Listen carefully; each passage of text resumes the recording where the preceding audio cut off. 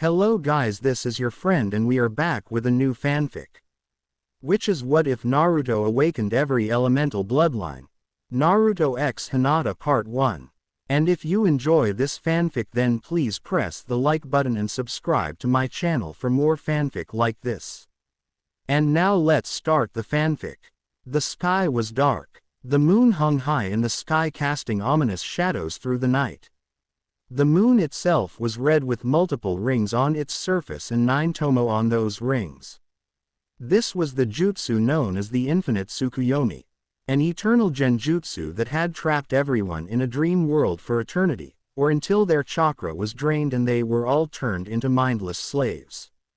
It was this very moon that shone down on the Valley of the End. 9 enormous balls of rock floated in the air near the area, each as big as a small town. 2 lone figures stood atop each of the statues of the founders of the Hidden Leaf Village. One had black hair, spiked up at the back and black eyes to match. He wore a white shirt with long wide sleeves that were wider at the ends. His pants were black and he had a purple rope belt tied around his waist. This was Sasuke Uchiha, the last Uchiha and the one person the other teenage boy had that he could call a best friend, maybe even a brother.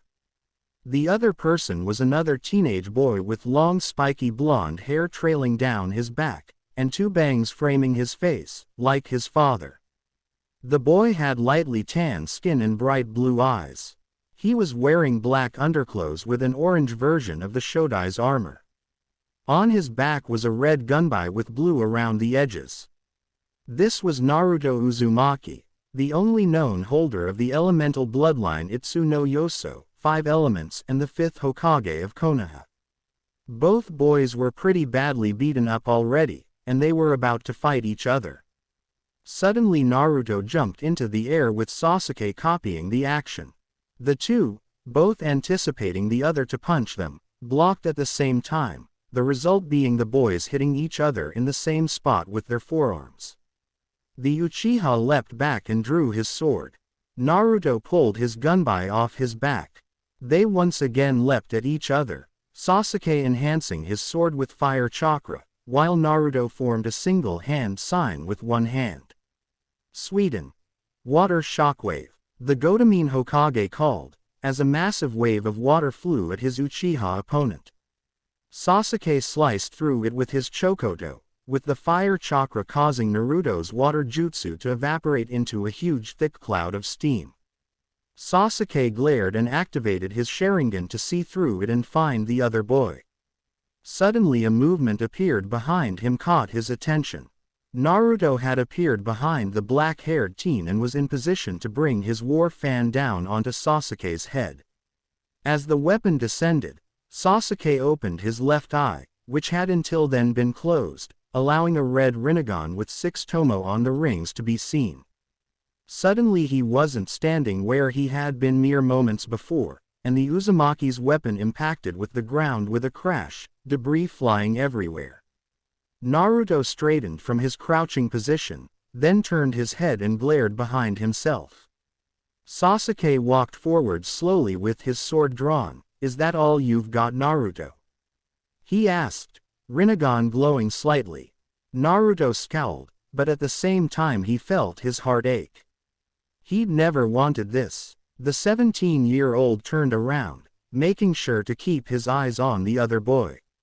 Not even close. Naruto pulled his scroll off his hip and unrolled it, causing multiple weapons to be unsealed from it. The Uzumaki crossed the middle and index fingers of both hands and created multiple shadow clones. Each of them grabbed a weapon, some of which were a giant sword, regular sword and demon wind shuriken. The clones threw the weapons, or charged at Sasuke with them.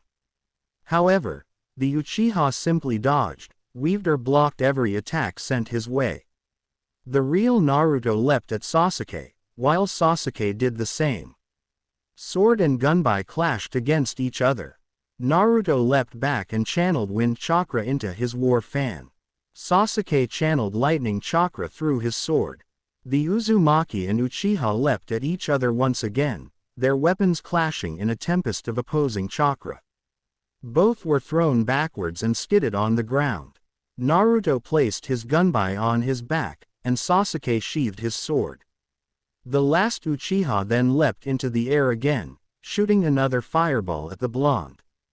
Naruto grit his teeth and entered Six Paths Sage mode, creating a large hand of golden chakra and using it to catch and extinguish the ball of searing flames.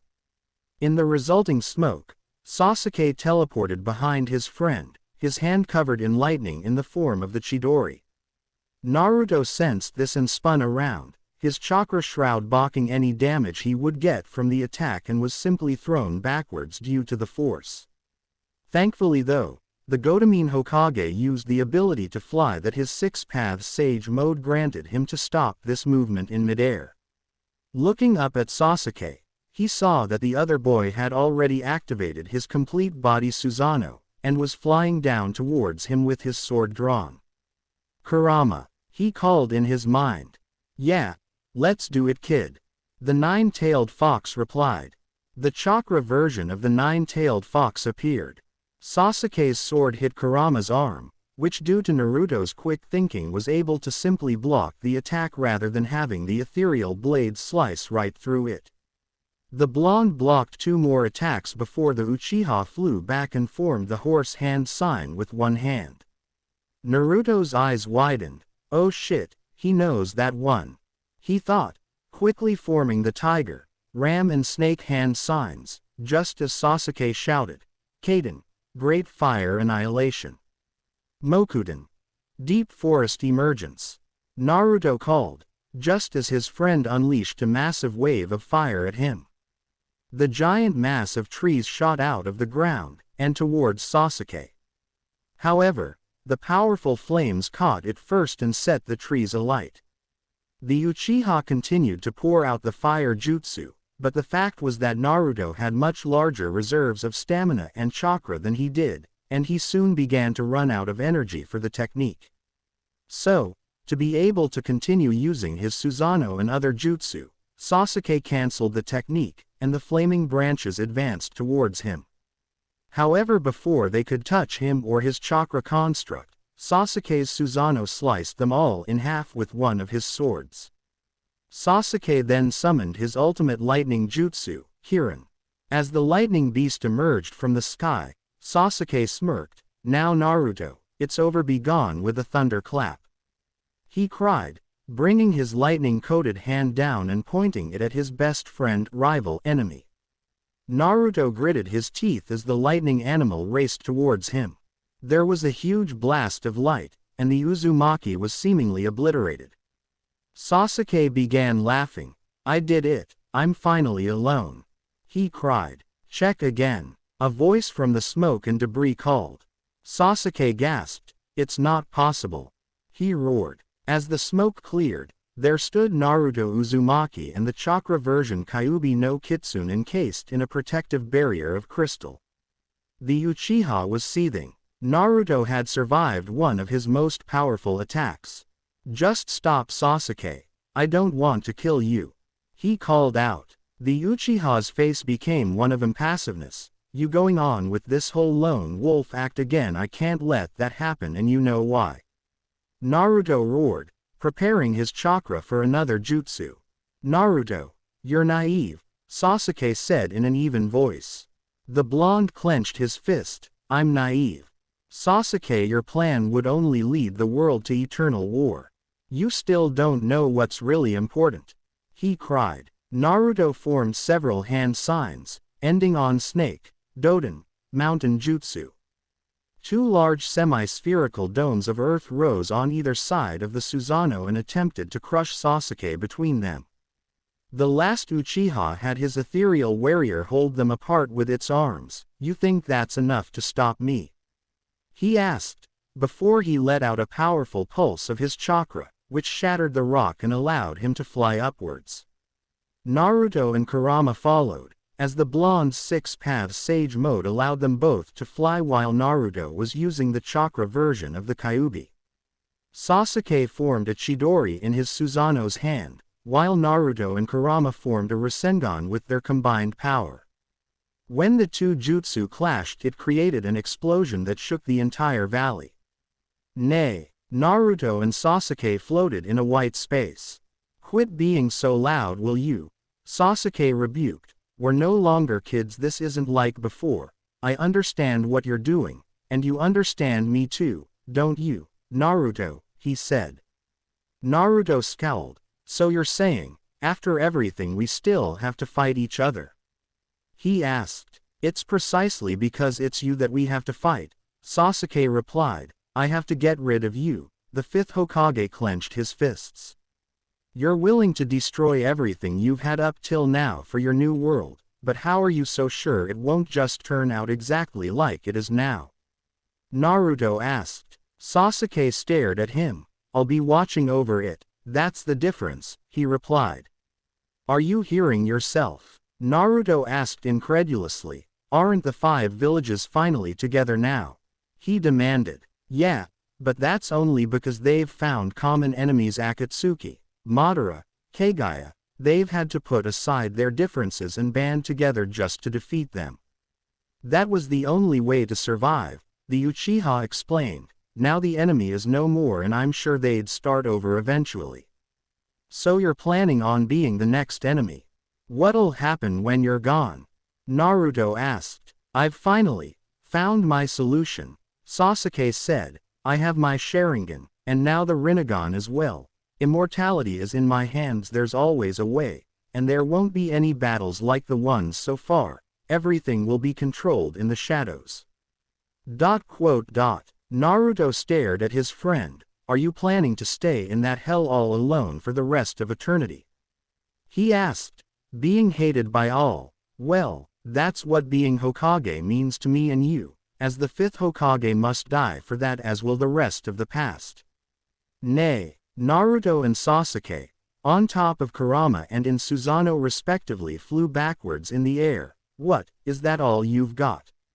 Sasuke asked. "Not even close," Naruto replied, forming the dog hand sign. "Hiden, multi-giant ice spears."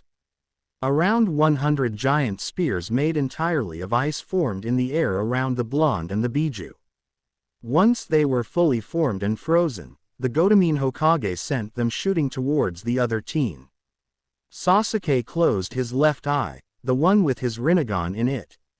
A moment later, twin trails of blood began to leak down from his closed eye. When the Uchiha opened it again, it had changed from his Rinnegan to his eternal Mangekyo Sharingan. Black flames appeared on the ice spears and melted all of them before they could even get close to him. The two shinobi flew towards each other, fists of each of their giants reared back and then boom. They met each other with a shockwave that created huge tidal waves in the water below them. As they held their ground, memories from each other's childhoods flooded their minds. Naruto saw Sasuke lying all alone on the floor in his clan's compound. Sasuke saw Naruto lying alone in his apartment.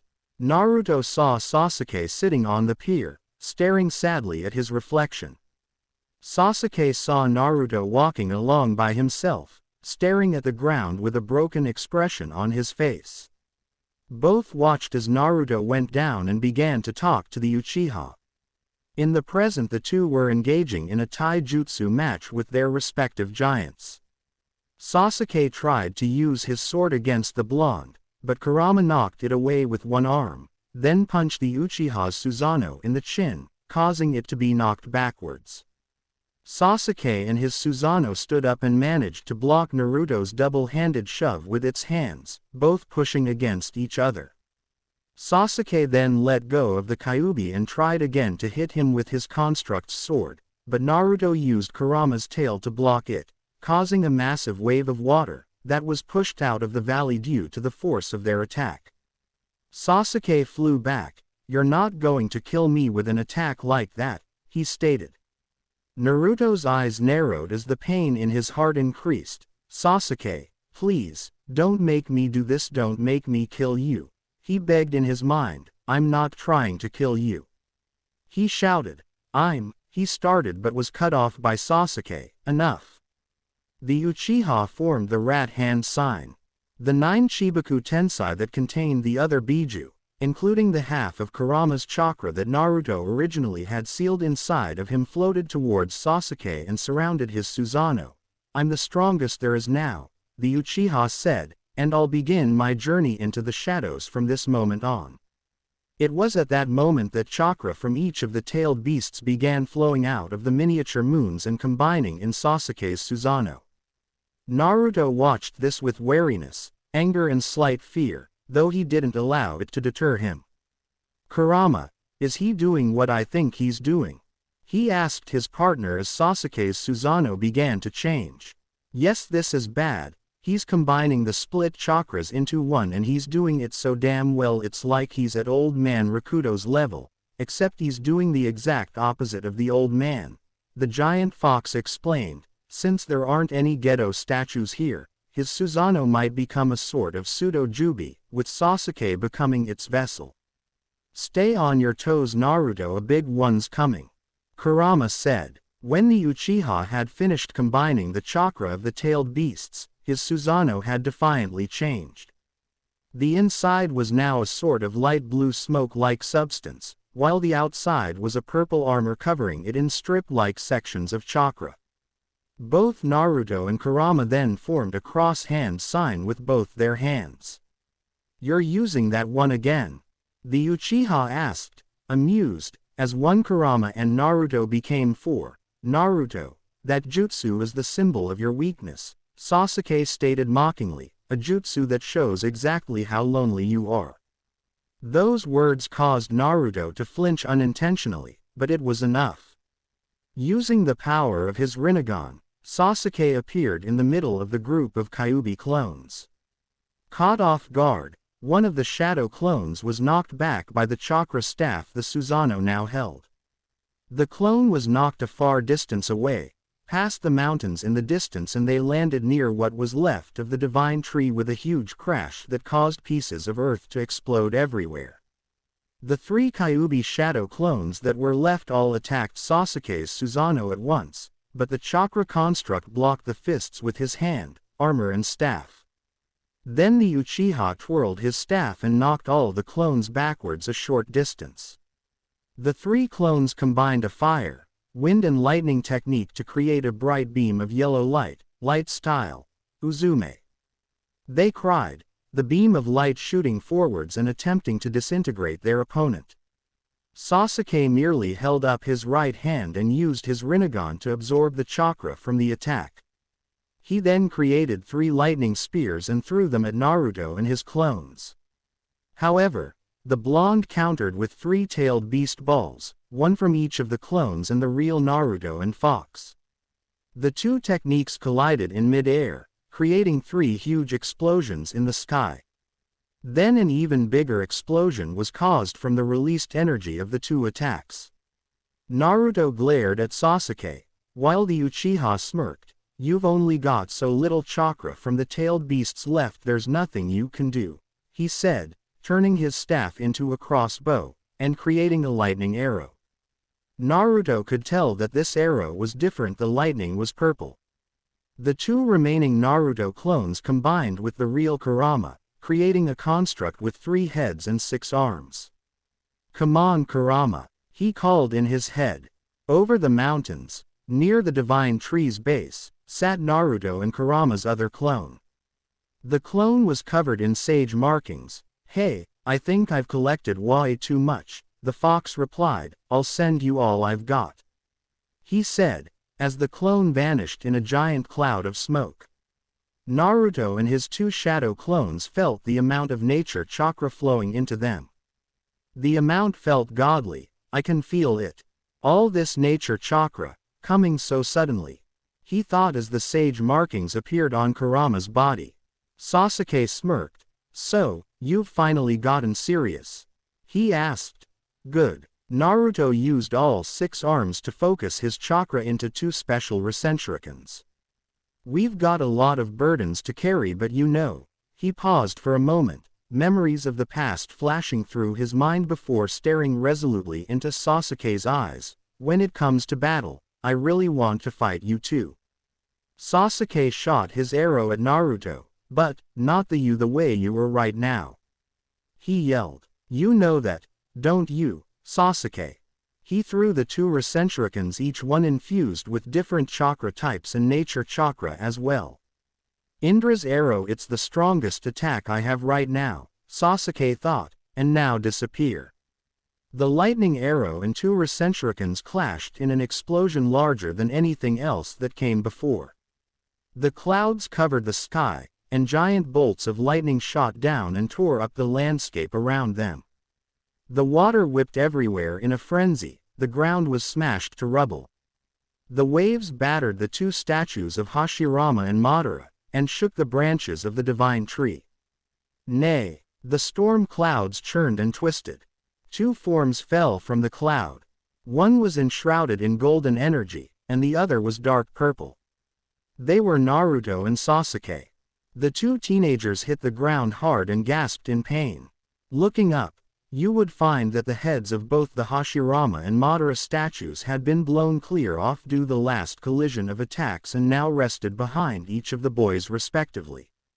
Both boys panted hard as they sat up, Naruto enshrouded in the Nine Tails chakra cloak, which was protecting his right arm from being burned to ashes by Sasuke's Amaterasu. He wore only his black undershirt and black pants, as his armor had been destroyed during their clash. Sasuke crouched on the ground with his hands clapped together and blood dripping from the corner of his mouth. I can only use it as a decoy, it doesn't work as a technique, he thought to himself. The Biju. Suddenly Sasuke flinched in pain as his left eye, the one with his Rinnegan, began to bleed. He gasped and covered his eye with his hand, trying to stem the bleeding and the pain. I've definitely used too much chakra. I can't control my left eye properly, he thought, as his other eye narrowed. Naruto was up and had created 3 shadow clones. Now the clones and the original were running at him. The clones kicked him into the air, while the original 5th Hokage leapt above the other boy. Just as they were even in the air, Sasuke brought his elbow down while Naruto aimed a punch at the Uchiha. Both hits connected with the other's face, causing them both to spit out some blood. Sasuke and the original Naruto hit the ground with gasps of pain, while the 3 shadow clones ran towards the Uchiha to attack.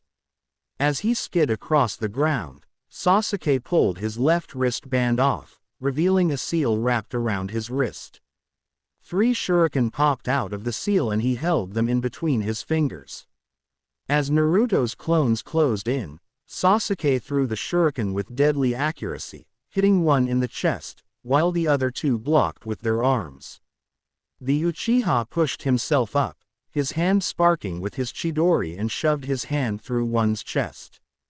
However, it grabbed his arm in a tight grip, while Naruto got off the ground and punched his friend in the side of the head, while the clone exploded into chakra smoke. Pant, Sasuke pushed himself up slowly, bruises and dirt covered his skin, and sweat poured down his face. He'd never felt this exhausted before in his life, not even after his battle with Itachi. Yes, he'd been drained of chakra, but he'd never felt such complete and utter exhaustion, both mental and physical. Dredging up the last of his dwindling chakra reserves, Sasuke pushed himself into a crouch and focused his chakra into his right hand, forming a Chidori. Naruto, also panting, formed a large Rasengan with one hand. Suddenly Sasuke's Chidori disappeared and he stared at his hand. He really was running on fumes now. Naruto ran towards Sasuke, his arm drawing back, ready to ram his jutsu into his friend's body. However, he tripped on a piece of stone that was sticking out of the ground, and the Rasengan made a large hole in the ground where it hit. When Naruto looked up, he saw Sasuke right in front of him with his foot reared back. Then the Uchiha kicked the Gotemon Hokage in the face, sending him rolling across the dirt. When the blonde stopped, he was lying on his back. Sasuke stooped over him and grabbed him by the throat. Roaring, the Uchiha gave a hard punch to his friend's face. And again, and again, again, and again, and again, and again. Naruto coughed blood, Sasuke attempted to punch the blonde once more, however the Hokage instead headbutted the Uchiha hard, knocking him off of him. The Uzumaki pushed himself up, panting as he did so, and rubbed his face to get rid of some of the blood there. Naruto stood, battered, but with the same determined look in his eyes that he'd had throughout the battle. Sasuke wearily lifted his head up, his left eye closed, while glaring with his black right eye. Still, he thought with irritation, just give up, he ground out, before forcing himself to his feet and running towards the other teen, Naruto. He yelled. The Gotemon Hokage also ran towards the Uchiha, Sasuke. The two then engaged in a fierce taijutsu match, which really appeared as more like a common brawl, as the two combatants hit each other in every place they could reach, each trying to cause as much pain to the other as possible. Nay, the sun was just coming up over the valley of the end. The first rays of light peeked over the top of the now headless statues of Hashirama and Madara. Naruto and Sasuke stood, exhausted, panting in the middle of the valley on the river. Both were and looked utterly exhausted. Naruto's fist collided weakly with Sasuke's forehead, while the Uchiha's fist was rammed into Naruto's stomach. The two teens collapsed to their knees in the water, panting, each of their own chakra completely gone, panting raggedly and trying to get some air back into their lungs. Hold on, Yonkarama called from Naruto's mindscape, his hands clapped together, molding chakra. It's just a little bit, but I can give you some chakra. He said. Okay, finally, the fox started, but gasped when he felt the chakra he'd just given the blonde getting out of his friend's body.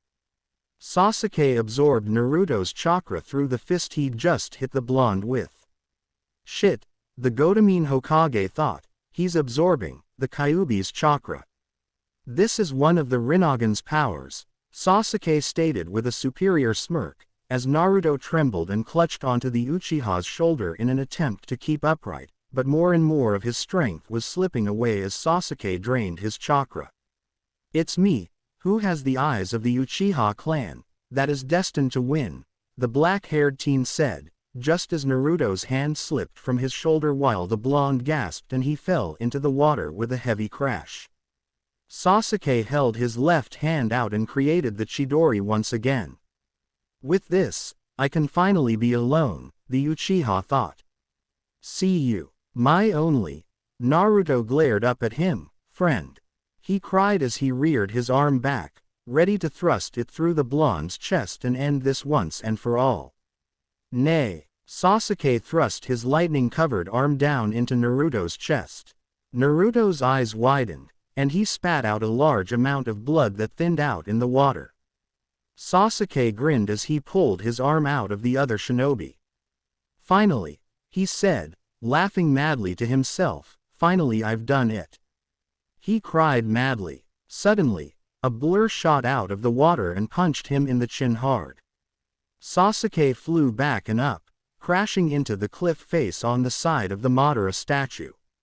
Naruto stood up, panting, but not seeming any worse for wear. He didn't even have the hole Sasuke's Chidori had made. Sasuke groaned and glared at the Uzumaki. How? But he cut himself off when he caught sight of what lay in the water beside Naruto. It was a clone of the blonde but made of wood. A wood clone. To think I of all people would fall for something like that, he growled. Naruto stood there panting, staring up at the boy he had called his best friend. Over, and over, and over again, Sasuke said while panting, just be a good boy and let me kill you. He yelled. The Uzumaki stood tall, despite his fatigue and injuries, and stared resolutely up into Sasuke's eyes. No way, he replied with conviction. Huff, I'm the one and only Huff, Huff asterisk. Sasuke growled, and pulled himself out of the indent that his body had made in the rock. Sasuke focused the last of his chakra into a Chidori in his left hand. His right eye shifted into his eternal Mangekyo Sharingan and the inside of the lightning jutsu was suddenly wreathed in black flame. He's resorting to the Kagutsuchi. Got some resolution there that one, He's preparing to finish it all with this attack. Kurama explained to his partner. He absorbed almost everything I gave you a while back. So what's left is all my chakra and it's yours now, the fox said, while looking down at the representation of Naruto that was in his mindscape looking up at him. And when it's used I'll be put to sleep, so use it wisely Naruto, don't let him take any more.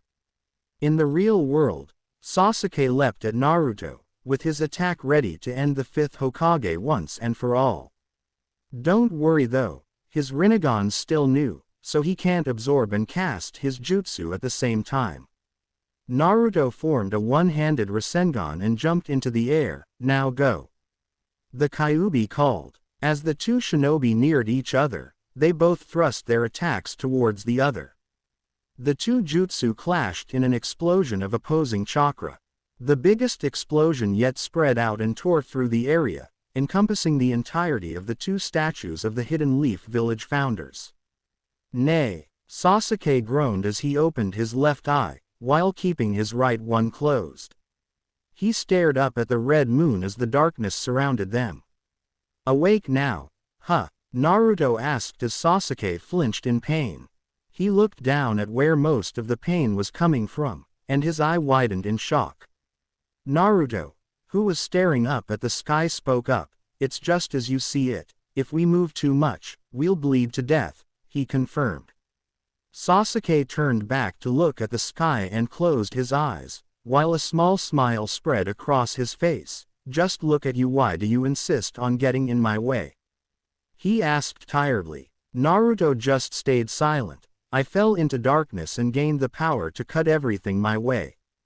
It didn't matter who it was, I tried to cut the bonds I had with everyone around me.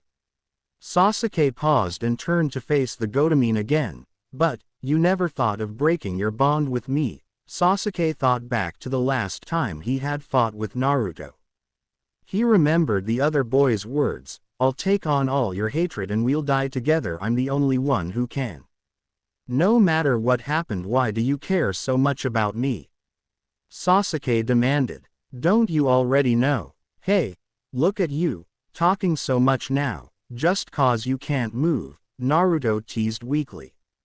Sasuke, still angry, yelled. Shut up and just answer me.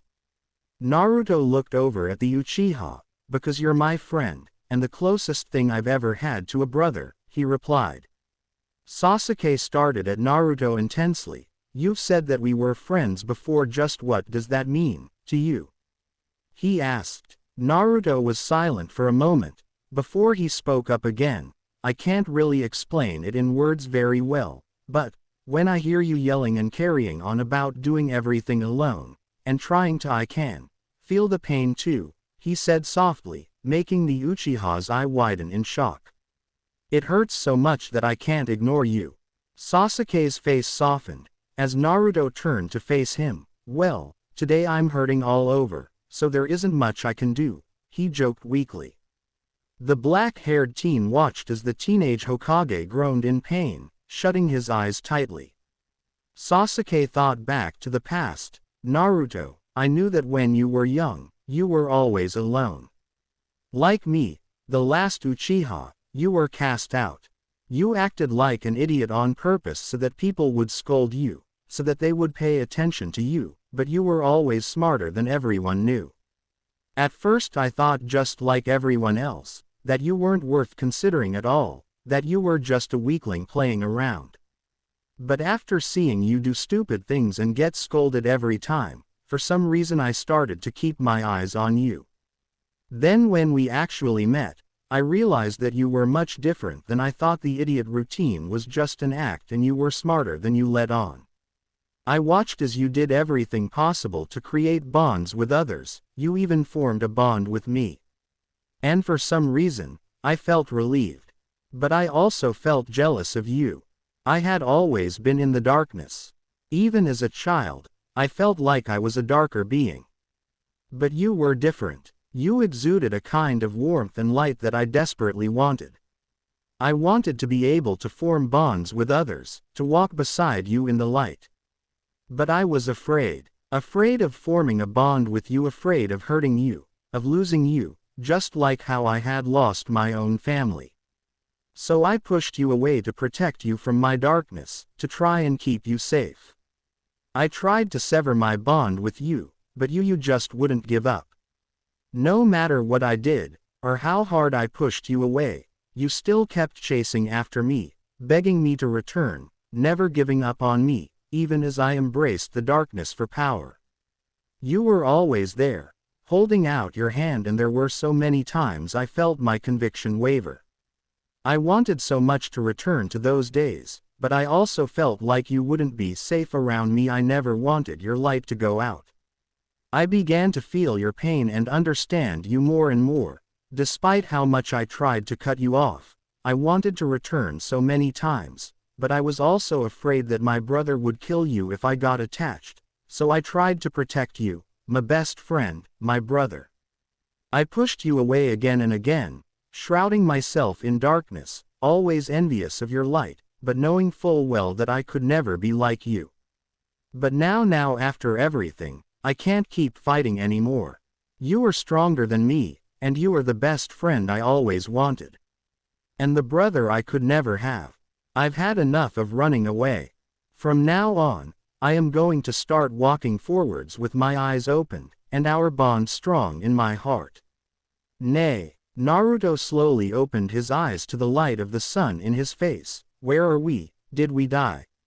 He asked, his blurry eyes staring around himself slightly. Looks like we slept till morning, Sasuke said. He smiled slightly. Naruto, he said. Said blonde turned his gaze to his best friend. I'll admit it, I lost, he said. Naruto stared at him. Hey, Naruto, Sasuke said. Naruto made a humming noise. I finally acknowledged you. If I die now, the destiny that, according to the sage, has bound us together will end. He paused and Naruto growled. Did you even hear a thing I said? Exclamation mark. I don't want to kill you. And that includes having you die.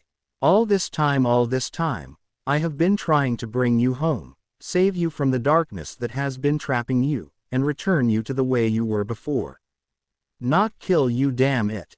The blonde exclaimed. He gained a determined look. My dream is for all shinobi to work together, including you. Naruto exclaimed. Do you really think that I can be redeemed, after everything I've done? Sasuke asked, eyes downcast.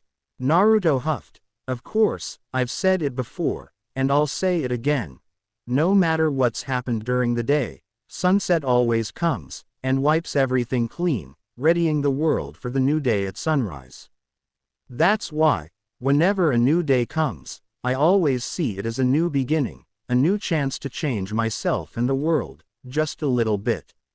I always tell myself that, there's always tomorrow, because when tomorrow comes, I am never the same. I have always changed just a bit more. Just like this world that's bathed in light, a new day always comes, bringing with it new possibilities and new chances. Chances to become smarter, or stronger, or even just a bit better. Everything changes at sunset. That's when the next day is allowed to begin. Everyone deserves a second chance, and that means you do too, so don't you dare think you can just die without even trying to change yourself. The blonde exclaimed. Sasuke stared in awe at the other boy. That was the same thing Naruto had told him the day they met at the pier.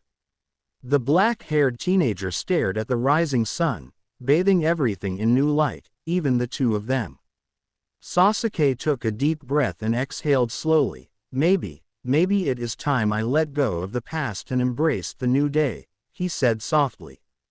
The two just laid there, watching the rising sun, before Sasuke spoke again. Naruto, but the fifth Hokage just cut the other boy off. It doesn't matter what happened in the past between us, all that matters is here and now, because that will create the future. The Uchiha turned back to look at the sun. Yes, it will. Thank you, Anija. Nay. After Naruto had healed himself and Sasuke, the two stood together with their hands placed in the rat hand sign. Chakra was expelled from their bodies and the infinite Tsukuyomi ended as the divine tree withered and died, releasing all those trapped inside. Yes, everything was over now. But it wasn't the end of the story. For life is never ending, and all those twists and turns are what make it so exciting to live. Now, it is time for us to find out exactly how things got to this point, so don't stop reading now, because there is a lot more to come. 9-year-old Naruto Uzumaki was sitting in his apartment and staring at a piece of blank white paper. Although it looked like nothing special, this piece of paper was actually what was known as chakra paper. By channeling some of your chakra through it, the paper would react in a certain way, and depending on how it reacted, showed what elemental affinity you had. At least that was what Iruka-sensei had said in class that day. Everyone had gotten a piece of chakra paper and had tested their chakra natures with them, but Naruto hadn't had time to find out his before the academy was over for the day. Remembering what little of Iruka's lectures that he had paid attention to about molding chakra, the boy placed his left hand in the seal of confrontation, which was a half-tiger hand sign and used to concentrate chakra in the body.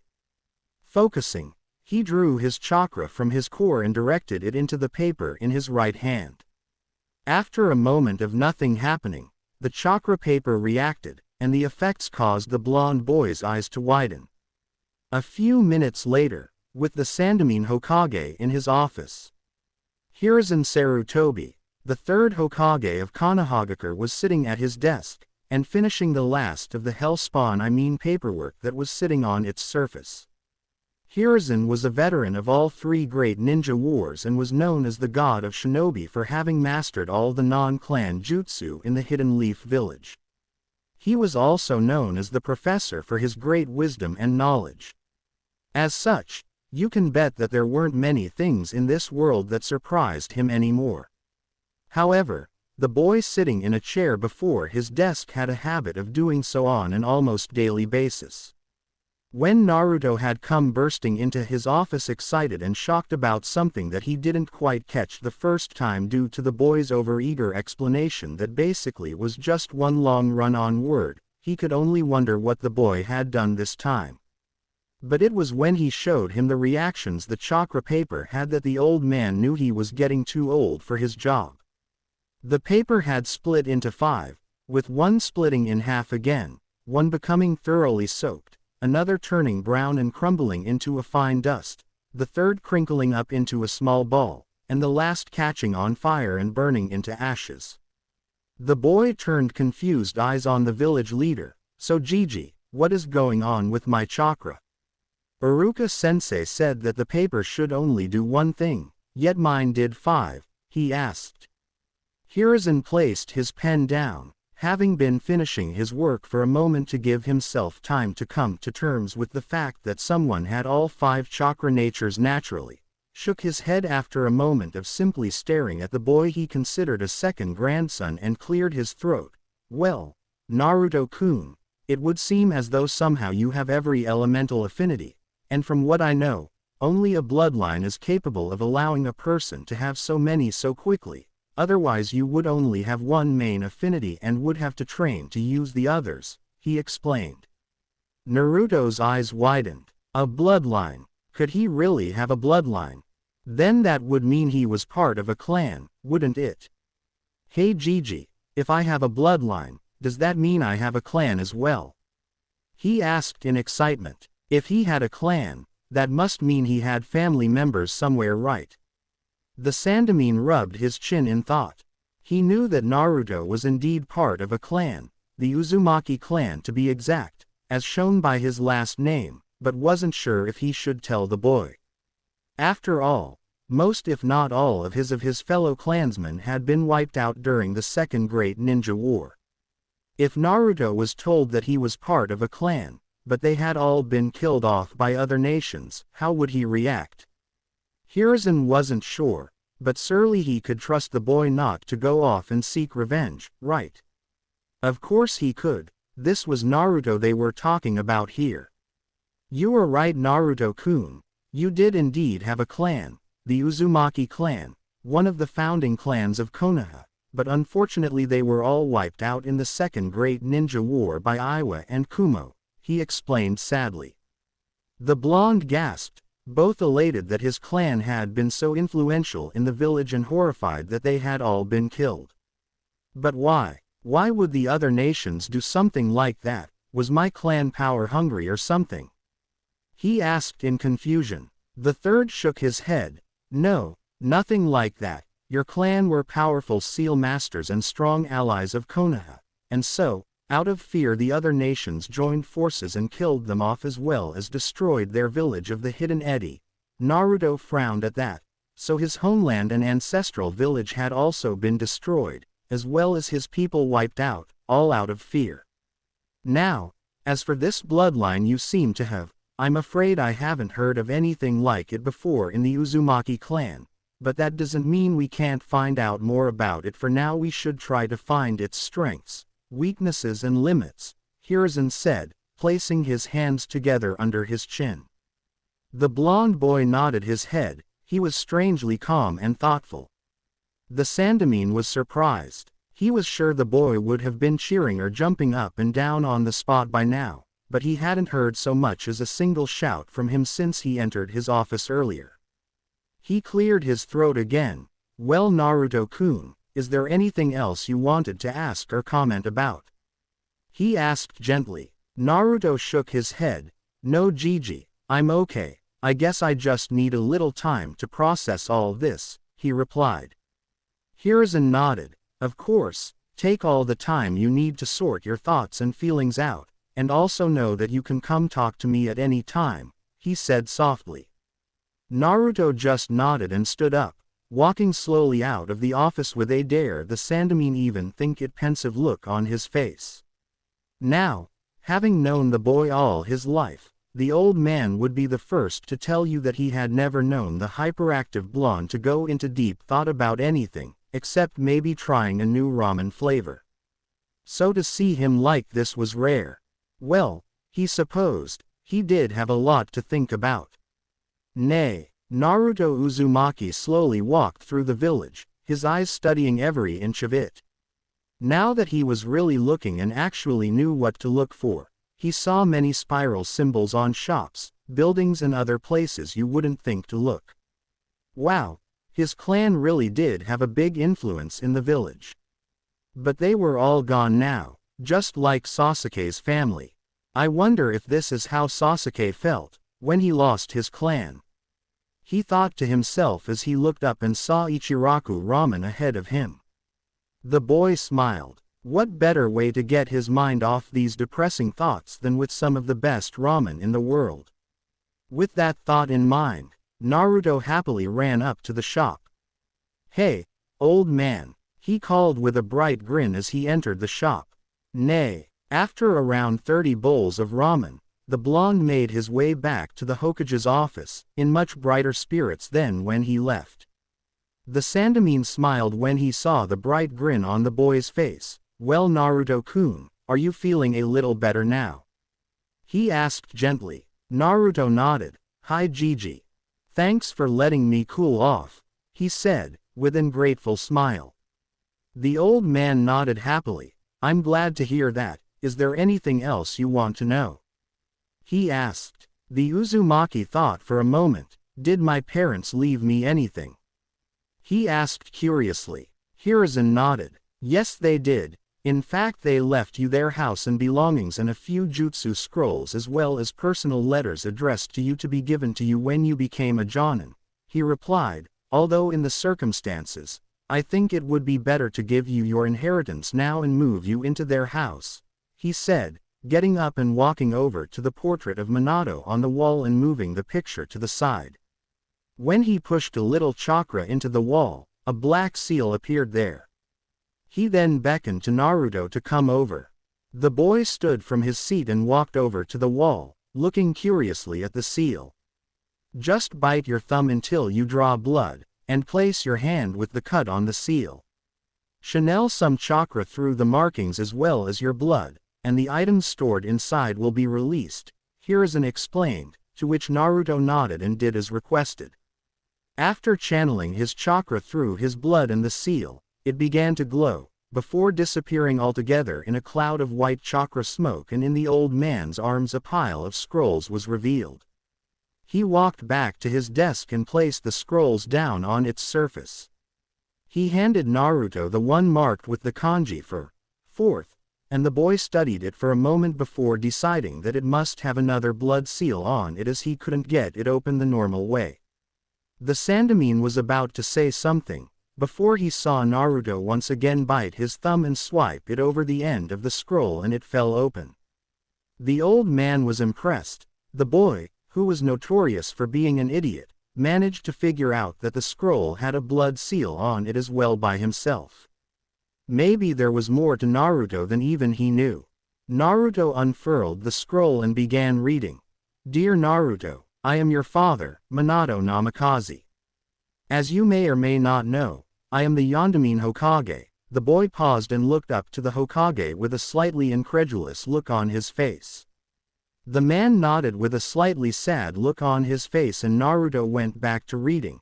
I am deeply sorry for what I had to do to you on the day of your birth, but I had no choice. Naruto paused again and thought to himself, he must mean that seal on my stomach.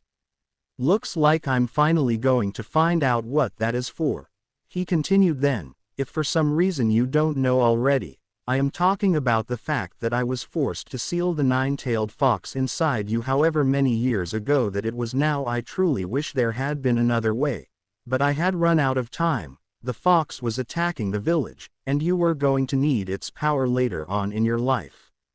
I'm sorry neither your mother or I could be there for you all this time, but at least we gave our lives protecting our home and, more importantly, you, our precious son.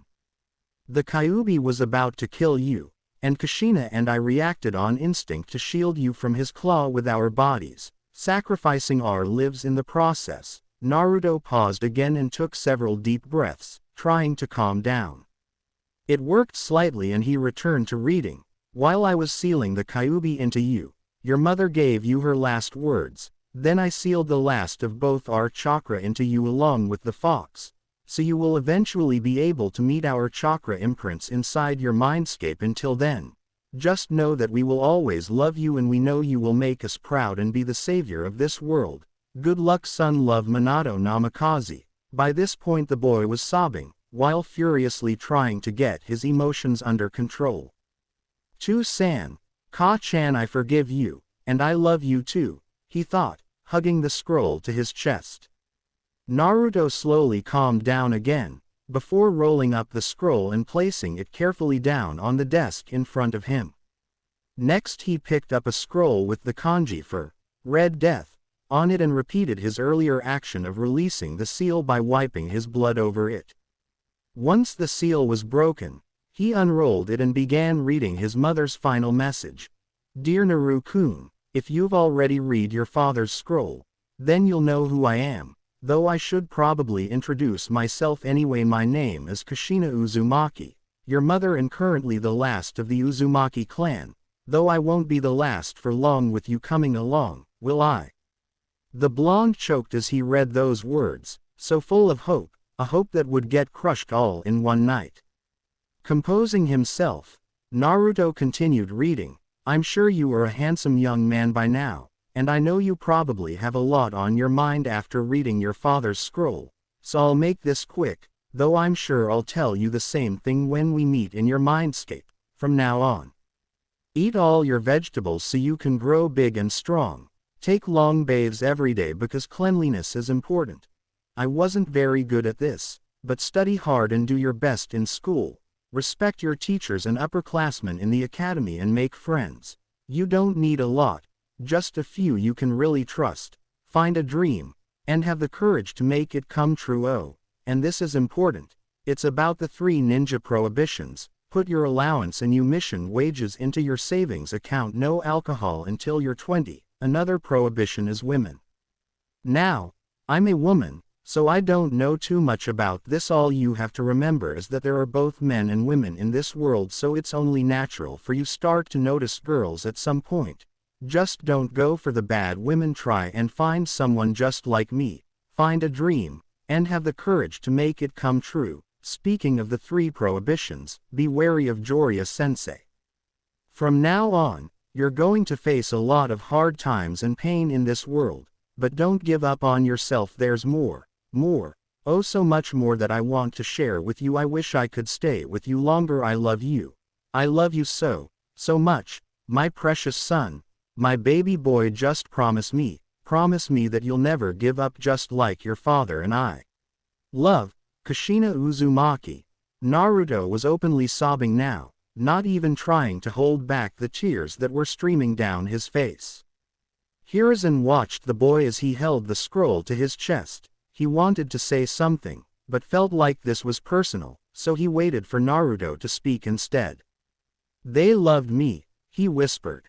Naruto choked slightly, his lips forming a trembling smile. My parents really did love me.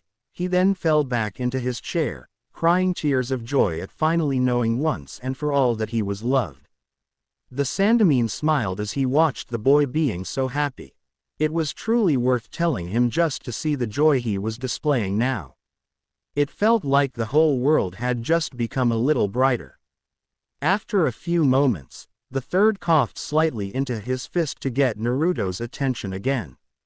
When the blonde looked up at him and had wiped his eyes, Hiruzen began to speak once more. Now Naruto-kun, I know you might be upset about the fact that I didn't tell you about your parents sooner, but, he began, but was cut off when Naruto held up his hand. It's all right. I think I already know why you didn't say anything, Gigi, he said, then paused for a moment. The old man waited until Naruto was ready to speak again. The fourth Hokage was and still is one of my biggest idols. History about him was one of the few things I actually paid attention to in class when we did theory work, and I remember the teacher saying that my father was the hero of the Third Great Ninja War when he fought against Iwa.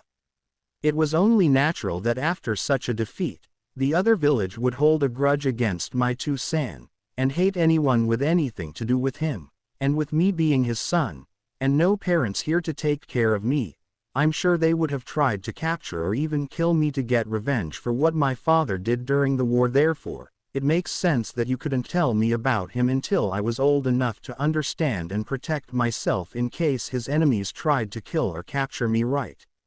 Naruto asked with a serious expression on his face. Hiruzen was stunned. Naruto, the one who was called the dead last of his class for being unable to understand even the simplest of things unless they were dumbed down even further for him, had just accurately guessed the exact reason for keeping his father's identity a secret from him.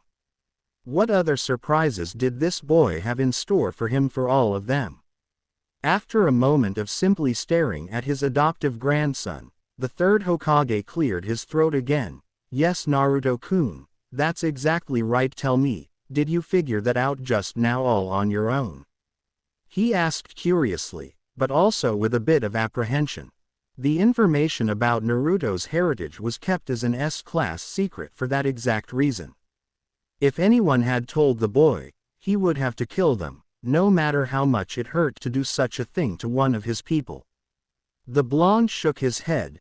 No one told me. But I was able to figure it out, see, with everything that I already knew, like the seal on my stomach that showed up whenever I felt angry, my hair and eye color, being the only other spiky blonde-haired, blue-eyed person in the village aside from the fourth, and the fact when I looked up the only other two Uzumaki in the village's history to ever live here, one had the same eye and face shape that I did, it was fairly easy to figure out, and about the fox too.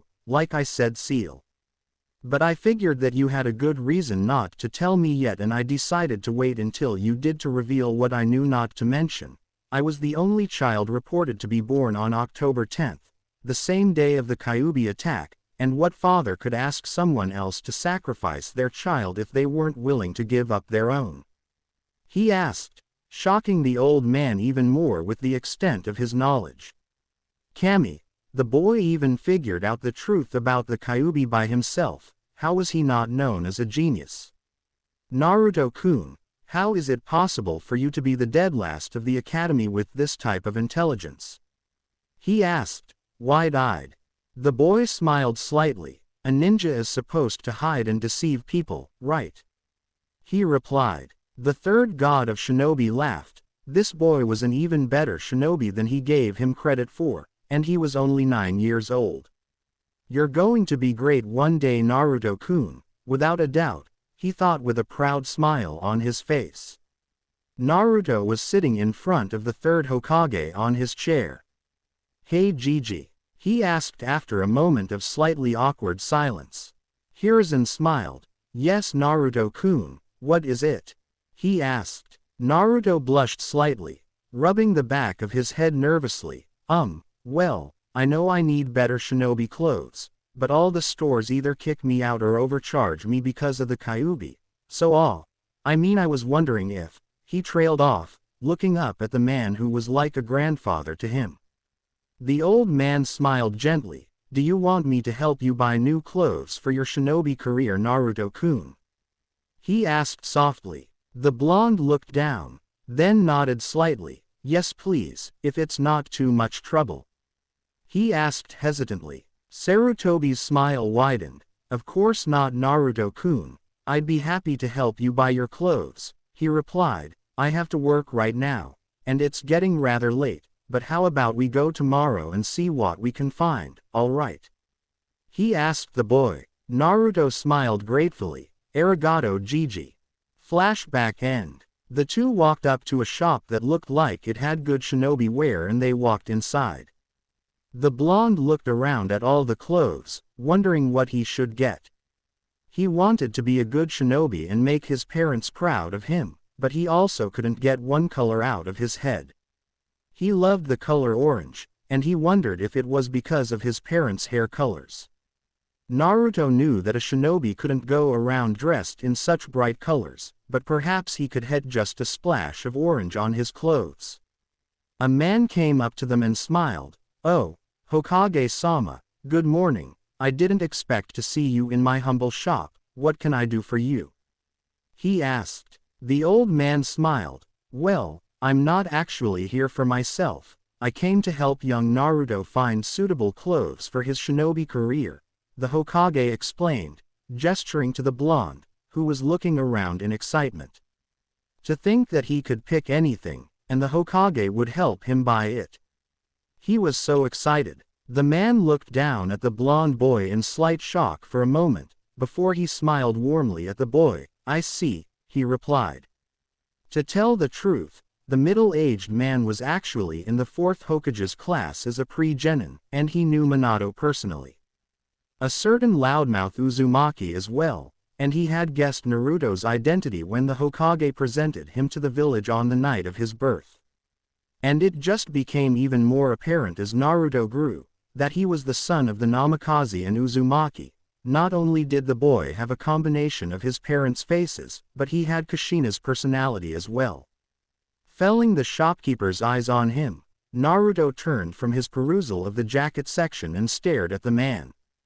There was a tense silence for a moment before the shopkeeper knelt down and smiled warmly at the blonde. Hello there Naruto-kun, it's nice to meet you. My name is Izuki, and I am happy that you seem to like my shop, he said gently. The blonde lit up. Yeah, there's so much awesome stuff here Izuki-ji-san. He cried exuberantly, making both older men chuckle. You really think my stuff is awesome? The shopkeeper asked with a small smile. Naruto nodded. Yeah. Izuki closed his eyes and gave a wide grin. Alright then, if you really think so, then how about I give you your first outfit for free, he asked.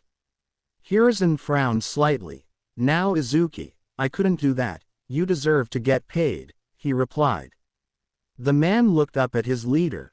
Please Hokage-sama, I want to give it to him. Just my way of thanking the boy, he replied, talking about the Kyuubi. The third Hokage nodded. All right. Naruto beamed like it was Christmas. Really Izuki-oji-san? He asked excitedly. He'd never had a shop owner do something like this for him before. The man nodded. Of course, now, go and find anything that suits your fancy, he replied cheerfully. Naruto grinned again, went off to look for clothes. As the boy searched, something caught his eye. It was a black training kimono with long detachable sleeves and matching pants. Naruto picked it up and went to try it on. When he came out of the changing room, he found that the clothes fit him perfectly. The boy grinned, and went to find a cloth belt to complete the look. The shop had them in all different colors, and the blonde immediately picked out an orange one. Tying it around his waist and into a bow at his back, the Uzumaki stared at his reflection in the mirror. He grinned again. Perfect. Turning around, he saw that the back was bare, well almost. As he left the changing room, Naruto saw the Hokage and Izuki Oji-san talking. He cleared his throat to get their attention. Both men turned to look at the boy and the Hokage gave him an approving nod, while Izuki grinned. "That looks good on you, Naruto-kun," he said. The boy walked up. "Do you have any more of these?" he asked. The man shook his head, then said, "But I can have them custom made for you later if you want," he replied. Hiruzen nodded. "How much for the extras?"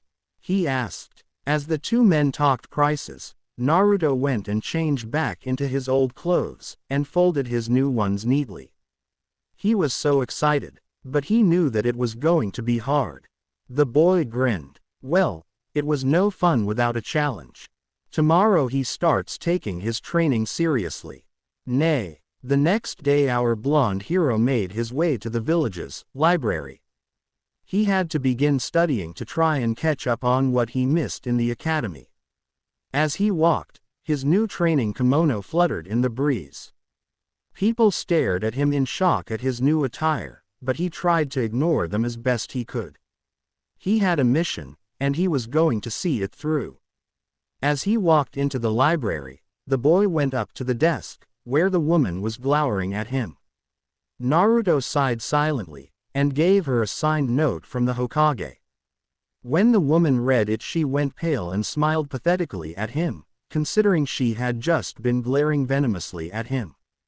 "Ah, I see the Hokage has decided to try to get you to broaden your mind. How thoughtful of him," she said, trying to be polite. "Naruto-kun, the section for academy students is right this way," the librarian forced out, leading the young Jinchuriki over to the section of books and scrolls available to academy students. The blonde stared at her impassively for a moment, making the woman sweat, before he grinned his signature smile. "Thanks," he called as he began to walk off, leaving the woman holding the note, which read, "If you kick him out and don't let him study, you will be getting very intimate with T and I." Meanwhile, Naruto was staring around at everything avidly, trying to decide where to start. Shrugging, the boy decided to begin at, well, the beginning, and looked for books on Hashirama Senju and the founding of the village. Nay, Naruto had never read so much before in his life, but it was completely worth it.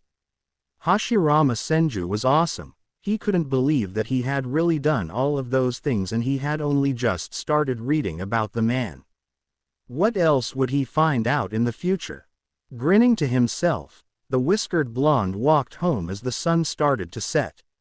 Looking down, he saw a boy around his age sitting on the dock and staring out at the water. Feeling a strange kind of pull towards the boy, Naruto decided to go down to him.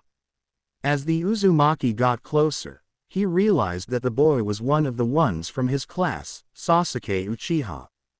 He couldn't describe it, but he had always felt a strange sort of kinship toward the slightly older boy. Something just always drew him to the Uchiha. Just like now, as he stepped onto the dock, Sasuke turned to face him. Naruto grinned, while Sasuke's eyes widened slightly. What are you doing here?" he asked. The Uzumaki shrugged. "Well, we're both alone, so I figured that we could be alone together," he asked, sitting down beside Sasuke. Neither said a word, simply staring out at the sunset that washed over the water and bathed everything in red and golden light. Without warning, Naruto suddenly spoke. "You know, sunset is my favorite time of day," he said. The black-haired boy looked at him out of the corner of his eye, but stayed silent, letting the Uzumaki speak. "No matter what's happened during the day, sunset always comes, and wipes everything clean, readying the world for the new day at sunrise. That's why, whenever a new day comes, I always see it as a new beginning, a new chance to change myself and the world, just a little bit. I always tell myself that, there's always tomorrow, because when tomorrow comes, I am never the same. I have always changed just a bit more, just like this world that's bathed in light. A new day always comes, bringing with it new possibilities and new chances.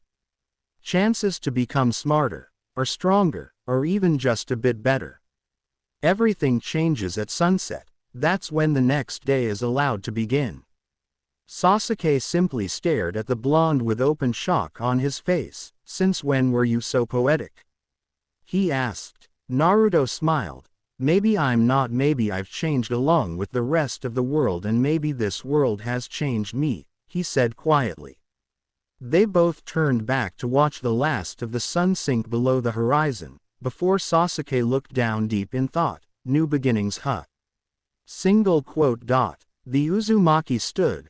Well, I've got to get going. We've got the academy tomorrow after all, he stated, and turned to walk away, waving as he did so. Bye, Sasuke. Before he was completely gone though, the young Uchiha turned to him. Wait. He called. Naruto stopped and turned to look at Sasuke again. The black-haired boy flushed slightly, but held his nerve. Can we start over as well? He asked quietly. Naruto grinned. I'll see you at the academy tomorrow, Sasuke, he replied, before walking off. The Uchiha stared after him for a moment, before a small smile spread across his face. With his back to Sasuke, Naruto grinned as well. Tomorrow would be interesting indeed. Naruto walked slowly towards the academy, dressed in his new shinobi outfit. He couldn't deny that he was excited for today. He would see Sasuke again. But he also had doubts. Despite what had happened yesterday between the two 9-year-olds, he had no idea if Sasuke actually cared about him or not. True, the other boy had tolerated his presence at the pier, but what if in Sasuke's mind, what happened meant nothing? What if he didn't feel the same unexplainable bond that the blonde did towards the Uchiha? What if he pushed him away? As the blonde boy's thoughts progressively became darker and darker, he didn't realize that he'd reached the academy until someone called out to him. Naruto, the person asked. The boy snapped out of his thoughts just in time to spin around a pole right in front of him, and avoid smacking into it. Turning to the voice, this time much more aware, and making a mental note to work on that later, his eyes caught sight of his teacher, Iruka Umino. The boy scratched the back of his head sheepishly and laughed slightly. Sorry Iruka-sensei, I was lost in my own thoughts and didn't realize where I was going, he said with a slight chuckle. The scar-faced Chunin sighed. Naruto, you know if you don't improve, you'll never become a shinobi, right? The young man asked. The blonde looked down. Yeah, I know, I'll try to work on that, he replied, before looking up again. Hey Iruka-sensei, am I the first one here? He asked excitedly as his hand dropped to his side. Iruka tilted his head to the side. No, I believe Sasuke is the first one here, like usual, but why are you so early, Naruto? Normally you are not only last to get here, but you arrive late as well. He asked curiously. The Uzumaki shrugged. I didn't see the point of showing up late to class. After all, I have nothing else to do, he replied. The teacher raised an eyebrow. Nothing else? What? No pranks this morning, Naruto? He asked jokingly. Naruto only nodded seriously. I decided it was time I start taking my shinobi career seriously after all. If I want to become the Hokage, I can't slack off, he replied, before waving with a grin. Well, I'll see you in class, Iruka-sensei, he exclaimed, running off and leaving a gobsmacked Iruka in his wake. The teacher could only stare at his blonde students retreating back and mutter, what? Nay. As the Uzumaki entered his classroom, he easily spotted Sasuke sitting alone up the back. The boy grinned and walked up the steps, "Hey Sasuke," he called happily, waving as his friend looked up. Sasuke looked surprised. "Naruto. It's not like you to be so early," he stated. Naruto sat down next to the other boy. "Yeah, I've decided to start taking my training and studies seriously, so I came early. Besides, I was hoping to get some time to talk to you as well this morning," he explained. Sasuke raised a brow. "Oh," he asked curiously, "what about?" Naruto turned his gaze to the table. "Well, I wanted to know we are friends now, right?" he asked quietly. The other boy raised an eyebrow. "And why wouldn't we be?" he asked curiously. Naruto blushed slightly. "Well, it wasn't exactly finalized yesterday, and I just wanted to make sure. If we are," he looked up at Sasuke slightly, then down again, "if we really are friends now, you'll be the first friend I've ever had, so I wanted to know," he replied quietly. Sasuke was silent for a moment, during which the blonde shifted awkwardly. "Naruto, you don't have to worry about me leaving after all," he smirked slightly. "I haven't even had the chance to get annoyed at you yet," he replied. Naruto looked up and saw the Uchiha's slight smirk, before he grinned. "Yeah. Nay." That day during the theory portion of the class, Naruto dutifully took notes in every lesson that he could. Iruka noted the drastic change in the boy's work ethic and wondered how he had changed so much. Meanwhile, the young Uzumaki was writing down everything that he could, resolved to study it more later. At the back of the class, a girl with hime-cut dark blue hair and pale pupil-less lavender eyes, shyly peeked at the boy. He seemed to have changed, and she didn't just mean his clothes. Hinata Hyuga, the girl, had watched Naruto since she had first met him, and he had always been her inspiration. But now his entire personality seemed to have changed. He was still bright and cheerful, but he seemed more calm, composed, and intelligent. "No offense, Naruto-kun." The fact that he was sitting there diligently taking notes from textbooks and the board and actually seemed interested in what Iruka-sensei had to say, was not something that she expected the blonde boy to do. But there he was, sitting next to Sasuke Uchiha, copying notes into his workbook. Was the complete opposite of the boy she knew. But, if he had managed to change himself, then she would be happy for him. Her cousin still went on about fate to her and constantly put her down, saying that a failure would always be a failure, and she would never be able to change herself. But, if Naruto-kun can do it, then I know that I can too. I will become stronger, and I will not let something like fate stop me," Hinata thought in determination. Meanwhile, Naruto was struggling to understand some of the texts. "What's equilateral trajectory mean? Man, I wish I had started paying attention in class sooner. I don't know what half the stuff in this book is talking about," he thought to himself. Taking a deep breath, he decided to either check in the library, or maybe even ask Sasuke for help later. Right now he made a note of it and moved on. Soon, Iruka called a halt to the theoretical class. "All right, it's lunchtime now. When you come back, we will be studying history," he said, making almost everyone groan. Everyone except 3 people. Those 3 were Naruto, Sasuke and Hinata. The blonde stood up and packed his supplies away. "Yes, history, I can't wait," he thought as he grabbed his lunch, which was just some rice balls and pocky for a snack. Walking outside, the Uzumaki claimed his regular spot of the swing and opened his lunch. He began nibbling on a rice ball as he thought over how his day had gone so far. He arrived early to class, got to make sure that he and Sasuke were friends now and did pretty well in theory this morning. Next was history, one of the few things that he enjoyed, and afterwards they were doing kunai practice. Naruto grinned to himself. If things were like this every day, being in the academy for the next 3 years might not be so bad. As he finished his first rice ball and started on the second, he let his mind wander. Kyuubi. He had honestly known about the fox sealed inside his body for quite some time, but had never tried visiting it. He wasn't sure which one it was. He would have to ask when he met the fox. He also wondered what had caused the Nine Tails to attack the village the way he had. The way everyone talked and the books were written, the Kyuubi just seemed like a malevolent mass of hatred, but there had to be more to the story than that. He didn't know why he was so sure of this fact, but he was. The nine-tailed fox was not just destruction incarnate. It was something else, and he wanted to find out what it was. But he was also wary. It was supposed to be completely evil and hate-filled.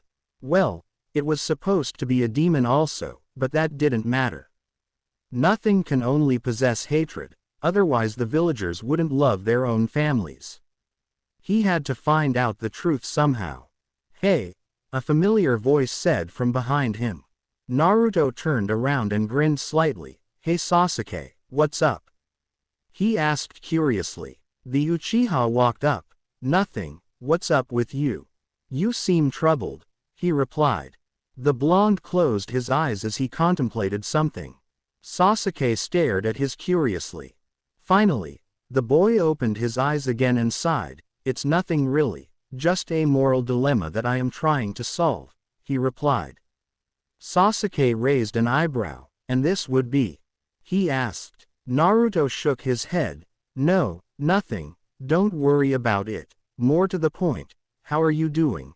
I heard about what happened a few years ago, but couldn't ask. I know it happened a while ago, but I want to know, are you all right?" he asked, watching Sasuke's face with a deep frown on his own. Sasuke's face dropped and he turned away. "I don't want to talk about that," he replied in a cold tone. The Uzumaki frowned but obligingly dropped the subject. They sat in an uncomfortable silence for a moment with Naruto mentally beating himself over the head. Finally the blonde spoke up again. "I'm sorry," he said quietly. Sasuke sighed and turned to look at the remorseful blonde, who seemed miserable. "It's fine. You were just worried about me. You're one of the only people in the village who actually does," he replied. At Naruto's curious prompt, the other boy elaborated, "Aside from you and the Hokage, no one else genuinely cares for me. The civilians are constantly trying to up to me, while the shinobi only see me as a commodity, the last Uchiha, last of the elite clan. They expect me to bring them greatness, when I'm barely on my own feet again as it is," he explained and sighed deeply. "To tell you the truth, I'm not even sure whose side I'm on anymore," he said. Naruto raised an eyebrow. "What do you mean?" he asked. "What I mean is, the Uchiha clan were my family, but they weren't exactly friendly towards the village, if you know what I mean. And the village is my home, but it's not really all sunshine and rainbows either, despite the propaganda we're fed here at the academy, you know." Sasuke asked his friend. Naruto nodded. "Well, we are a shinobi village, we're bound to have our own darkness," he replied. The black-haired boy looked down. "I know that, but I'm still torn, you know," he replied. The Uzumaki nodded. "Well, the way I see it, nothing is perfect. The Uchiha were your family, yes, but this village is your home. It is a place where people of all kinds can get along, or so I read from the Shotomin's writings," he began, while Sasuke just listened. "Both the village and your clan have their own secrets and darkness, but despite that, the Uchiha clan was a part of Konoha, just like we all are. One tree can't make a forest, just like one clan can't make a village, but together, they can. This village is home to all of us, and as such, we all belong here. But if the village falls, everyone falls.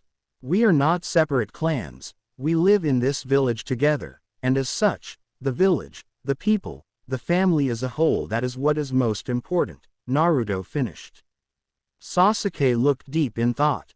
The people are all a family. Did that mean that they could become his family too? Not to replace his old one but to help rebuild it. What difference was there really between the clan and the village anyway? They were both families. They both relied on each other. They trusted one another and believed in one another. They shared a bond and drew strength from it in order to protect what was most precious to them. Sasuke took a breath. Naruto, I want to learn to see this village as you do. I want it to become my new family, not to replace my old one, but to rebuild it. I want to share a bond with everyone and draw strength from it. He looked up at his friend tentatively. Will you help me do that? He asked, unsure quite yet, but willing to try. Naruto beamed and placed his hand on Sasuke's shoulder. Of course I will, and I promise, no matter what happens, I will not abandon you, Sasuke. The dark-haired child stared deep into the blonde cerulean orbs. He nodded slowly. I know you won't, he replied. Afterwards the two finished their lunch in a comfortable silence, both feeling just a little bit closer to the other. After the academy was over for the day, Naruto and Sasuke were walking along quietly. I should really start training my bloodline soon. I can't master it if I don't train, Naruto thought. Then his gaze slid over to his friend. Should I tell Sasuke? Maybe not. I don't know how he would react after all. Maybe after a while. Naruto stopped. The Uchiha turned to look at him. What's wrong, Naruto? He asked. The Uzumaki shifted uncomfortably in place. I think I'm going to go do some training. Do you mind if I? He paused. Damn it, I'm really bad at this, Naruto thought. Sasuke raised an eyebrow. Naruto sighed. I want to go train alone for a while. You don't mind, do you? He asked. Sasuke tilted his head to the side. No, that's fine. I have clan training to do, so I understand that training would be private, at least until we get to know each other better. He turned away. I'll see you tomorrow, Naruto, he said, walking off. The Uzumaki watched him go. He sighed in relief. He had no idea how the Uchiha would react if he found out that he was part of one of the most influential clans in the village. Not to mention about his bloodline. All the jutsu he could learn, all the bloodlines. Hell, with his bloodline, which he had decided to name 5 elements, he could become the strongest shinobi in the world. How would Sasuke feel about him if he knew? He knew that it was unfair to keep that from his friend, but he wasn't sure what else to do. Naruto sighed. Well, he did still have training to do. It was time to get started. First he had to go to the Hokage. He could now read the academy level information in the library thanks to him, but anything other than the Academy 3 was considered too dangerous for an academy student, especially scrolls on elemental manipulation and jutsu. Therefore the best thing to do first was get permission from Gigi. Nay, so you see, I want to start building up the amount of elemental jutsu I know. Since I can learn everything, I figured, why not start early? But I know all the elemental jutsu at the library requires the person to be at least Chunin, if not Jonin level, so I want to ask for your permission, Gigi, Naruto explained to the old man as he sat back in his chair. Hiruzen thought on it for a moment. He's only 9 years old, surely there is no need to rush, he wondered, hoping that the boy wouldn't get obsessed like his old student. He decided that he had to test Naruto first. And why do you want all these jutsu, Naruto-kun? Is it just power for power's sake? The old Hokage asked, trying to sound nonchalant. The boy's expression darkened. Who do you think I am, old man? I am not some power-hungry monster, he exclaimed, enraged at the fact that his Gigi would even think that. Hiruzen sighed minutely, and smiled. I know you're not, Naruto-kun, I was just curious, that's all, he replied, visibly relieved. Naruto looked down at his lap. Well, the reason that I want to start learning elemental jutsu so early is so that I can become strong enough to protect everyone I care about if anything happened to Tsuki or Yame.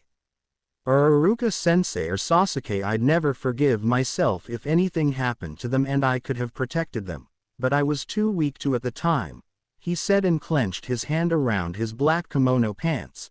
I just want to protect the only people I've ever had who are precious to me, he whispered. Then his eyes hardened in determination and he stared the Hokage straight in the eye. That's why I want to learn elemental jutsu now.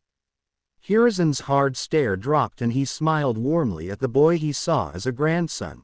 That is a very good reason to want to get stronger, my boy. Tell me, do you understand the concept of the will of fire? He asked. Naruto smiled brightly and nodded. Of course, the will of fire is the belief that everyone in the village, no matter who they are, is family. We all share that bond, and it is through that bond that we become strong enough to protect everyone we love. The boy nodded again. I want to make everyone in the village my family too, you know. He paused and his smile turned sad. Even though I never knew my own family, with everyone else, I won't be alone anymore, and I will become strong enough to protect them. I will never let anyone hurt them, he said with a deep conviction. The third Hokage's eyes were wide with shock, before tears came to his eyes. That is exactly right, Naruto-kun, you would really make a great Hokage, you know, he said happily. The blonde blushed slightly. Well, not yet, I still have a lot to learn, you know, not to mention it will be a long time before I master even the basics of my bloodline, not to mention any other elemental bloodlines out there, but I will do it, I swear, he said with determination. The old Kage nodded. I know you will, he replied. There was a moment of silence, during which Hiruzen composed himself once more. All right, I will give you permission to learn high-ranked elemental jutsu from the library. Naruto-kun, always keep your convictions strong, my boy, he said.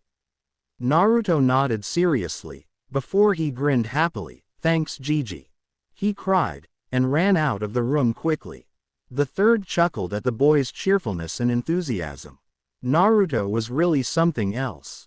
He had no doubt that that boy would become the greatest Hokage this village had ever seen. Nay, Naruto went immediately to the library and gave the woman the paper with permission from the Hokage like last time. She seemed much more wary when she saw that Naruto had permission to read about elemental jutsu, but she obviously was too scared to go against the Hokage and led him over to the jutsu section of the library. The boy thanked the librarian and left to peruse the ninjutsu scrolls. Naruto hardly knew where to start. There was so much he wanted to learn, but he chose several scrolls of each element and went over to a table. He took out the blank scrolls on his person and began to copy down all the techniques in the scrolls. By the time he'd finished and had everything he wanted, at least 3 hours had passed. He rubbed the back of his head sheepishly when he realized that he'd stayed past closing time. He quickly pocketed his scrolls, replaced the others and went to leave the building. Before he did, the boy gave a genuine, "Thank you," to the librarian. The woman was so shocked, she didn't even glare at him as he made his way out. Seeing that it was almost sunset, the Uzumaki made his way to the top of the Hokage mountain to watch the sun go down. To his surprise, someone else already occupied his spot on the fourth Hokage's stone head. After a moment, the blonde's face lifted into a small smile, and he made his way over to his friend. I didn't expect to see you here, he said. Sasuke turned to him. Well, you did say that sunset was your favorite time of day, and what better spot to watch the sunset than the Hokage mountain? He asked. Naruto chuckled slightly. Wanted to watch it with me, Sasuke? He asked. The Uchiha nodded. Hi, I did. You don't mind, do you? He asked, now slightly unsure of his decision. The Uzumaki smiled kindly. I wouldn't want it any other way, he replied. So both Pri-Genin sat and watched the sunset together. Sasuke turned to Naruto. So how did your training go? He asked. The boy looked down. Well, to tell you the truth, I didn't actually get any training done this afternoon. I had to go talk to the Hokage, then get some stuff from the library for it. Sorry, he said, aware of the fact that they hadn't spent any time together this afternoon because he'd said he had to train, then he hadn't done any. Sasuke shook his head.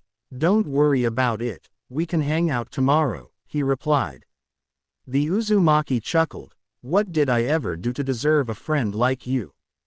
He asked. Sasuke tilted his head to the side. You were yourself, of course, he replied. Naruto flushed slightly. He turned back to the sky as the setting sun bathed the village in its glow. Oranges and reds, like a fire. Really? Sunset represented Konoha. The will of fire and the colors of the sunset really corresponded well to each other. Thankfully the Uzumaki's blush was hidden by the sun. Naruto looked down slightly. Thank you, Sasuke, he said quietly. Sasuke kept his eyes on the sky but he smiled very slightly. You're welcome, Naruto, he replied just as softly.